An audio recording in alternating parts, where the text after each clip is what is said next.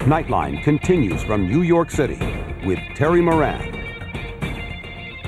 Well, video killed the radio star, CDs killed vinyl records, downloads are killing off CDs, and time marches on. Or does it?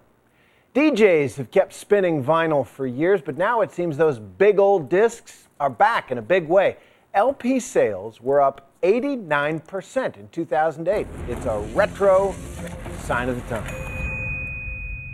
100.3 The Sound. Welcome back to Album Sides Wednesday. If California is the place where trends come from, then this radio station in Los Angeles may be going back to the future. Wednesday, we are getting out the vinyl from midnight until midnight, playing nothing but album sides.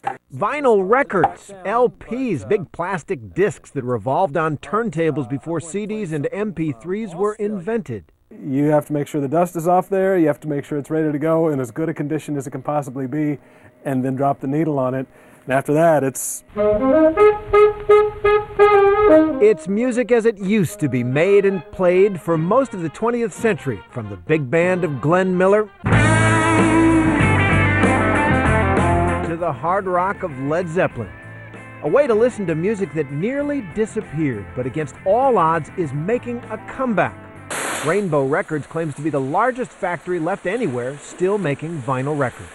Our newest record press is 32 years old. Haven't been able to buy parts since 1983. At its peak in the 1970s, this company produced 60,000 records a day. Now, with orders for vinyl growing again, it's back up to 22,000. 120 employees work 3 shifts 24/7. But why? Why a vinyl revival? I went to find the answer here in Washington, D.C. Do you mind if I browse the stacks and take a listen?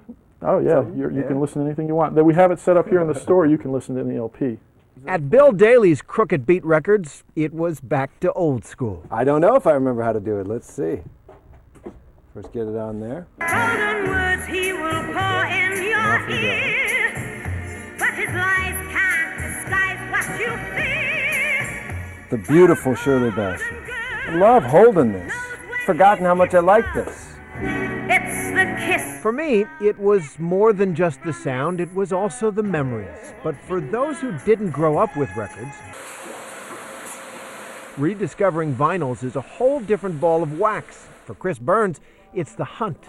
CDs, there's just not that feel, there's not that passion of like, you don't dig through a dusty crate of CDs and the records, there's always records to be found. Nobody ever completes their collection. And the price. Something on iTunes costs 99 cents. You can get a whole album for $1. And you can find great albums for $1. For Adrian Loving, it's actually the whole package. Vinyl is classic, and the art that you can find on the vinyl covers gives you so much more information about like the artist and the production style.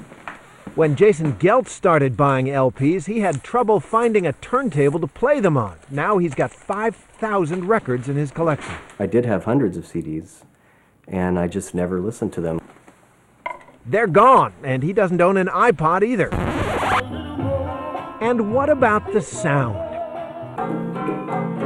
Is it really better from a record? Should technology actually go backwards?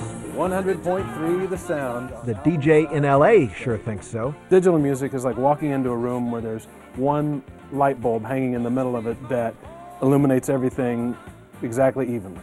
Vinyl is more like walking into a room where there's a record playing in the corner and it's like a hearth that casts a glow.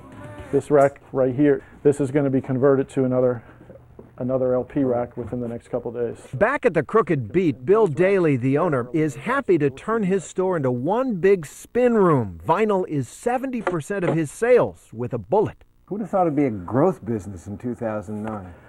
I did not. I've been doing this almost 20 years and I never would have thought this. And he showed me something else that just might catch on.